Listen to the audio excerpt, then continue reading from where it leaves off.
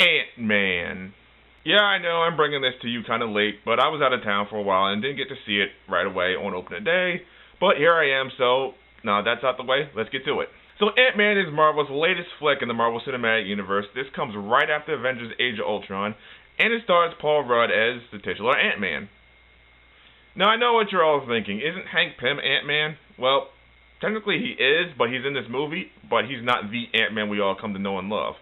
See, Ant-Man in this movie is played by Paul Rudd, but the original was played by Michael Douglas, and let me start off by saying he does a terrific job in this movie. Seriously, he completely sells it for me as the original Hank Pym, the original Ant-Man. Paul Rudd plays Scott Lang, a second Ant-Man, and he starts off in jail and eventually gets released and kind of has to make his way back into society from the ground up.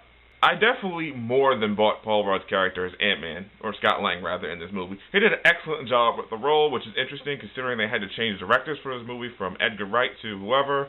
But you can tell it was actually a very well written film. Also in this movie is Evangeline Lilly, who plays Hank Pym's daughter, Hope, who's not on the best of terms apparently. But, well, there's a bit of story behind that. Let me also start by saying the Ant-Man suit looks terrific. I mean, it looks pretty good for an Ant-Man suit, which is saying a lot because this is a pretty good Ant-Man movie because it's as good as an Ant-Man movie as I would have expected to be, all things considered. In terms of context, let me put it to you like this. Let's go back 10 years. If someone would have come up to you and said there's going to be an Ant-Man movie starring Paul Rudd and Michael Douglas, you probably would have laughed your ass off. You probably would have laughed until you died. Let's be honest. I mean, no one would have taken that seriously. But now, after last year's Guardians of the Galaxy, which was a huge stretch for Marvel, they made a big success out of it. That pretty much opened the door for almost any Marvel property that hasn't been done by Fox right now. So naturally, they're going to go that route and see what else they can get away with. And this time it worked with Ant-Man. Well, more or less. Which is kind of sad because it's making the least amount of money for any Marvel movie at the box office right now. But at the same time, according to Rotten Tomatoes, people are loving it. It's actually a pretty solid film. Along with the solid film, there's also the fact that you have some comedy, as usual in Marvel movies, and some pretty good comedy at that. Most of it comes from Michael Pena's character, who is probably the best storyteller out of the entire film. A little bit long-winded, but it's worth several laughs. T.I. is in the film, too. That's also worth some laughs, and other humor throughout. As well as a bunch of other Marvel Easter eggs sprinkled throughout the film, some really small ones and some really big ones. They're just blatantly there, and you'll definitely enjoy them. But really, the film is kind of a heist film. I mean, the whole purpose is for them to go...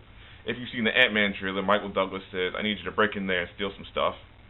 And that's pretty much it. How they get there, and what they do before that, well, you'll have to watch the movie and find out. But the movie does have some flaws. Its biggest flaw is the villain. I don't know what it is about Marvel, but in the villain department, they're just really not good.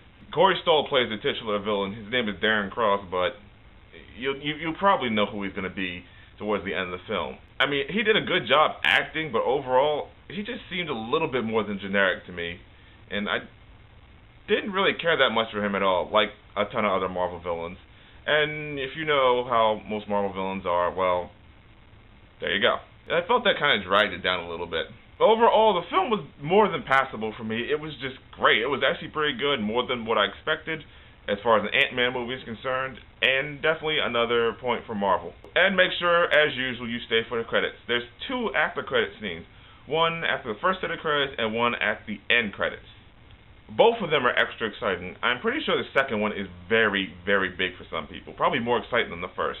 And by the end of this movie, I decided, you know what, I'll give it a silver ribbon rating. So, Ant-Man, have you seen it? You probably already have, but if you haven't, what did you think? Did you like it? Did you dislike it? Did you think it was a big step for Marvel? Do you think they can do more with it? Whatever it is, leave me a comment below and tell me how you feel. Also, don't forget to check out my Twitter at AsteroidMike. Don't forget to check out my blog. Don't forget to subscribe to my channel. You can click on the link below or on the next slide. And as always, I will see you around.